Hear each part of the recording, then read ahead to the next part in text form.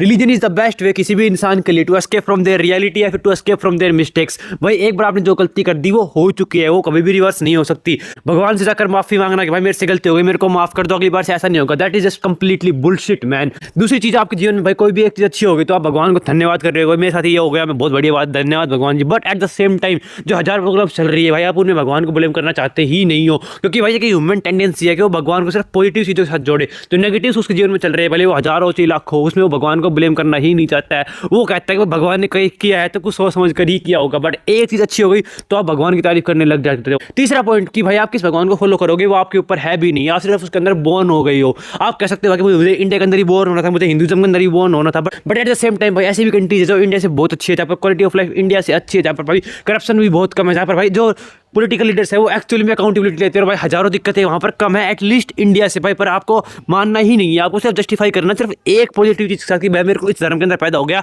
तो वाह भाई भगवान ने मेरे लिए बहुत बड़ी बात कर दी। बट ऐसा नहीं होता है। जो कास्ट सिस्टम है जिसके कारण भाई हजारों सालों तक भाई आप इंसान को पैदा होने से पहले ही डिफरेंशिएट करना स्टार्ट कर देते हो, उसको पैदा होने से पहले ही भाई ये अलग जाति का है, ये इस जाति का, ये छोटी जाति का है, इसको हम ये नहीं करने देते हो भाई। फिर आप बोलते हो कि रिजर्वेशन के खिलाफ है, भाई मैं भी रिजर्वेशन के खिलाफ हूँ, but at the same time भाई मैं जो डिस्क्रिमिनेशन हो रहा है उसके भी खिलाफ हूँ। और भाई दिल्ली, मुंबई, पुणे, इंडिया जो T1 शहर से भाई वो सिर्फ इंडिया नहीं, वो बेयरली 4-5% है इंडिया का। जो मेन इंडिया है भाई वो रूरल इंडिया है, जो अर्बन शहर से, जो T2 शहर से, जो T3 शहर से। और भाई वहाँ पर जो कास्ट सप्रेशन हो रहा है, जो कास्ट ऑपरेशन आज तक होता है भाई, वो बहुत ही ज्यादा होता है भाई। एक बार जाकर देखो वहाँ पर आप पैट्रियार्की हो गई, जो वुमेन्स को दबाया जा रहा है कि भाई आपको यहाँ पर घूंघट करना पड़ेगा, इस टाइम के बाद आप घर से बाहर नहीं निकल सकते, आपको ये करना ही पड़ेगा, आपको रात को घर से बाहर नहीं निकलना, ये कपड़े नहीं पहनने, इनके लिए आपको ये काम करना ही पड़ेगा, आपको पति की सेवा करनी पड़ेगी, ये फलाना ढिमकाना, जो भी पैट्रियार्की शिट है, जो भी फेमिनिज्म के खिलाफ जो चीजें जो वुमेन ऑप्रेस हो रही है भाई, उसका मेन कारण रिलीजन ही है, जो कि हजारों सालों तक चलता आ रहा है। भाई आपको अपने रिलीजन के अंदर मानना है या नहीं मानना है वो आपकी दिक्कत है, बट एटलीस्ट जो आपके रिलीजन के ऊपर जो प्रॉब्लमेटिक चीजें उनको मानो, उनको एक्सेप्ट करो। और भाई साथ ही साथ आपके रिलीजन के अंदर जो भी दिक्कतें आपको लगती है भाई उनको